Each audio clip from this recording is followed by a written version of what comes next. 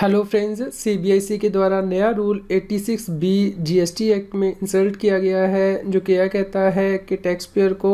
कम से कम 1% amount tax का cash में जमा करना होगा स्पेसिफाइड टैक्स पेयर के लिए। फ्रेंड्स, इसके लिए अब सीबीआईसी ने क्लैरिफिकेशन जारी की है। फ्रेंड्स, गवर्नमेंट के द्वारा रूल 86A के बाद नया रूल 86B इंसर्ट किया गया है जीएसटी रूल में विद इफेक्ट फ्रॉम 1 जनवरी 2021, जो कि यह कहता है कि जिन टैक्स पेयर की मंथली टैक्सेबल वैल्यू की सप्लाई 50 लाख रुपए से ज़्यादा हो जाती है एग्जाम सप्लाई और जीरो रेटेड सप्लाई को छोड़ के, तो उन्हें सिर्फ 99% अमाउंट ही इलेक्ट्रॉनिक क्रेडिट लेजर से यूज़ करना है और जो बैलेंस 1% टैक्स लायबिलिटी है वो उन्हें कैश लेजर से पे करनी है। फ्रेंड्स, ये रिस्ट्रिक्शन किस केस में अप्लाई नहीं होगी उसके बारे में यहाँ पे बताया गया है, यानी कि यदि व्यक्ति या कंपनी कम से कम 1 लाख रुपया इनकम टैक्स का पिछले 2 फाइनेंशियल ईयर में पे करती है तो उस केस में ये कंडीशन अप्लाई नहीं होगी। इसी प्रकार यदि व्यक्ति जीएसटी एक्ट के अंतर्गत रिफंड क्लेम करता है 1 लाख रुपये से ज़्यादा section 54 sub section 3 close 1 and 2 के अंतर्गत, उससे भी ये क्लोज अप्लाई नहीं होगा। या फिर व्यक्ति के द्वारा अपनी जीएसटी एक्ट के अंतर्गत जो लाइबिलिटी है वो डिस्चार्ज की जा रही है, जो कि 1% से ज़्यादा है टोटल आउटपुट टैक्स लाइबिलिटी का, यदि इसे क्युमुलेटिवली देखा जाए जब वो करंट फाइनेंशियल ईयर के लिए करंट टैक्स पीरियड के लिए रिटर्न फाइल कर रहा है। इसके अलावा यदि गवर्नमेंट डिपार्टमेंट है, पब्लिक सेक्टर अंडरटेकिंग है, लोकल अथॉरिटी या फिर स्टैट्यूटरी अथॉरिटी। फ्रेंड्स, अब सीबीआईसी के द्वारा कुछ मिथ्स को क्लैरिफाई किया गया है। फ्रेंड्स, सबसे पहली मिसकंसेप्शन ये है कि जो रूल 86B में बताया गया है कि 1% टैक्स लायबिलिटी कैश में पे करनी है, इससे बहुत ज़्यादा टैक्स पेयर इफेक्ट होंगे। फ्रेंड्स, सीबीआईसी के द्वारा कहा गया है कि इस रूल में कुछ एग्जम्पशन भी दी गई हैं एक्सपोर्टर के केस में, इन्वर्टर ड्यूटी स्ट्रक्चर के केस में, जो जीएसटी का रिफंड लेते हैं, या फिर जो tax payer income tax act के अकॉर्डिंग इनकम टैक्स 1 लाख रुपए से ज़्यादा पे करते हैं। फ्रेंड्स, आज की डेट में जो जीएसटी के टैक्स पेयर हैं वो 1.2 करोड़ है और उस रूल से सिर्फ 0.5%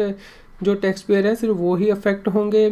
फ्रेंड्स, इस रूल को इसलिए बनाया गया है ताकि जो व्यक्ति धोखाधड़ी करते हैं और फेक इनवाइसेस इशू करते हैं उन्हें रोका जा सके,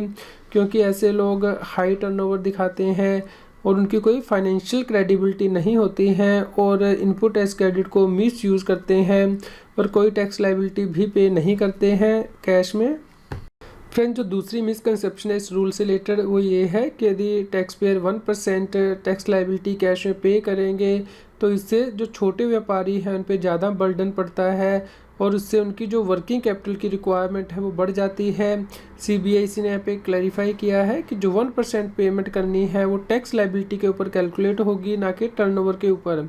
जो कि उस महीने में की जाएगी। फ्रेंड्स, ये 0.01% होगी टर्नओवर का। मान लीजिए कोई डीलर 1 करोड़ रुपए की सेल करता है और 12% जीएसटी है, तो फ्रेंड्स यदि वो इनपुट टैक्स क्रेडिट को यूज़ करते हुए इसे पे करता है तो वो 99% तो अपना इनपुट टैक्स क्रेडिट यूज़ कर लेगा, उसे सिर्फ 12,000 रुपये ही इस रूल के द्वारा कैश लेजर के थ्रू पे करने हैं। जबकि यदि देखा जाए तो कॉम्पोजिशन डीलर के केस में 1 लाख रुपया कैश में पे करना होता है यदि वो 1 करोड़ रुपये की टर्नओवर करता है। फ्रेंड्स, अगली मिसकंसेप्शन जो क्लैरिफाई की गई है वो ये है कि क्या छोटे और जो मध्यम व्यापारी हैं क्या उन्हें ये रूल अफेक्ट करता है। रियलिटी ये है कि न्यू प्रोविज़न ये कहती हैं कि इनपुट टैक्स क्रेडिट यूज़ किया जा सकता है सिर्फ 99% यदि रजिस्टर्ड व्यक्ति की टैक्सेबल सप्लाई वैल्यू 50 लाख रुपए से ज़्यादा होती है और इस सप्लाई में एग्जाम सप्लाई और एक्सपोर्ट की वैल्यू को इंक्लूड नहीं किया जाएगा। इस प्रकार जो रजिस्टर्ड टैक्स पेयर है और उनकी एनुअल टर्नओवर 6 करोड़ रुपए से ज़्यादा होगी उन्हें ही एप्लीकेबल होता है। इस प्रकार माइक्रो स्मॉल बिजनेस और कॉम्पोजिशन डीलर के केस में ये एप्लीकेबल ही नहीं होता है, क्योंकि उनकी जो मंथली टर्नओवर है वो 50 लाख रुपए से कम ही होती है। अगली मिसकंसेप्शन जो ये है कि क्या सभी रजिस्टर्ड व्यक्तियों को 1% टैक्स लायबिलिटी कैश लेजर के थ्रू पे करनी होगी। सीबीआईसी ने क्लैरिफाई किया है कि ये रूल तभी एप्लीकेबल होगा यदि रजिस्टर्ड पर्सन की टैक्सेबल वैल्यू की सप्लाई मंथली 50 लाख रुपए से ज़्यादा होती है। इसमें एग्जाम्प्ट सप्लाई और एक्सपोर्ट शामिल नहीं होते हैं। इस प्रकार जिन टैक्स पेयर की एनुअल टर्नओवर 6 करोड़ रुपए से ज़्यादा होती है उन्हें ही ये ऑलमोस्ट एप्लीकेबल होता है। इस प्रकार ये एप्लीकेबल नहीं होता है यदि टैक्स पेयर के द्वारा 1 लाख रुपए से ज़्यादा का इनकम टैक्स पे किया गया है पिछले 2 सालों में। इसके अलावा एक्सपोर्ट और इन्वर्टर ड्यूटी स्ट्रक्चर का रिफंड लिया गया है जीएसटी एक्ट के अंतर्गत पिछले फाइनेंशियल ईयर में 1 लाख रुपए से ज़्यादा, या फिर टैक्स पेयर के द्वारा अपना आउटपुट टैक्स कैश लेजर के द्वारा पे किया गया है और वह 1% of the total output tax liability से ज़्यादा है जिस महीने वो फाइल कर रहा है करंट फाइनेंशियल ईयर में उस डेट तक, और government department, PSU, local authority और स्टैट्यूटरी बॉडी को एप्लीकेबल नहीं है। फ्रेंड्स, अगली मिसकंसेप्शन ये है कि ये rule adversely genuine tax payer को अफेक्ट करेगा, जबकि रियलिटी ये है कि ये रूल तभी एप्लीकेबल होगा यदि मंथली टर्नओवर 50 लाख रुपए ज़्यादा है टैक्सेबल सप्लाई की। इस प्रकार एनुअल टर्नओवर यदि 6 करोड़ रुपए से ज़्यादा है। इसके अलावा इस रूल में एक्सेप्शन भी दी गई हैं, यानी कि 1 लाख रुपए से ज़्यादा का यदि टैक्स पे किया गया है लास्ट 2 फाइनेंशियल ईयर में, या फिर जीएसटी का रिफंड 1 लाख रुपए से ज़्यादा लिया गया है प्रीवियस ईयर में इन्वर्टेड ड्यूटी स्ट्रक्चर के अंतर्गत। इस प्रकार इन एग्जम्पशन और कंडीशन के होते हुए सिर्फ ये रूल उन टैक्स पेयर को ही अफेक्ट करेगा जो कि रिस्की और सस्पिशियस टैक्स पेयर है, यानी कि जो शक के दायरे में आते हैं, और जेन्युइन टैक्स पेयर को इससे कोई फ़र्क नहीं पड़ेगा।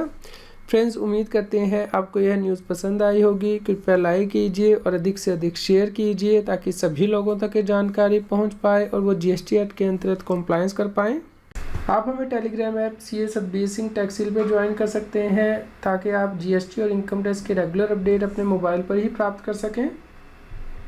फ्रेंड्स, इनकम टैक्स के रेगुलर अपडेट प्राप्त करने के लिए आप हमारे नए YouTube चैनल टैक्स हील को ज्वाइन कर सकते हैं, जिसका लिंक के इस न्यूज़ की वीडियो डिस्क्रिप्शन में भी दिया गया है।